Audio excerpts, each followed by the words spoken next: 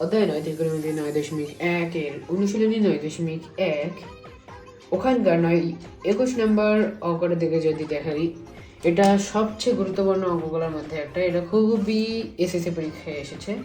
এখন যদি আমরা লক্ষ্য করি, কোয়েশ্চেনে বলা হয়েছিল যে cos a plus sin a is equal to √2 cos a হলে প্রমাণ করো যে cos a minus sin a is equal to √2 sin a। তো এখন আমরা কিভাবে প্রমাণ করব? প্রথমে লিখলাম cos a plus sin a is equal to √2 cos a, তারপরে আমরা এই cos a টারে এইখানে নিয়ে আসবো, কারণ এই দুইটা সেম। সো এখানে নিয়ে আসলাম, এই যে এখানে নিয়ে আসি, এই দুইটা সেম, এখানে নিয়ে আসলাম। নিয়ে আসার পর এখানে সাইডে থাকলো। আর এখান থেকে দেখি যে cos a কমন যায়, cos a কমন গেলে থাকে হলো √2 - 1। তারপরে যাই আমরা এখানে, দেখো এখানে লিখছি উভয় পক্ষকে 2 + 1 দ্বারা গুণ করে। এই যে গুণ করছি, এখানে 2 + 1 দিয়ে sin a কে গুণ করছি, আবার এখানেও 2 + 1 দিয়ে cos a কে গুণ করছি।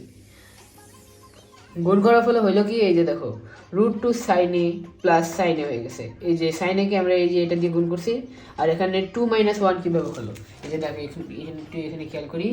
যদি এটা কি করলে, এটা হলো a ধরো, আর এটা হলো -b, আর এটা ধরো a, আর এটা হলো +b, তাহলে a + b into a - b is equal to কি, a স্কোয়ার - b স্কোয়ার।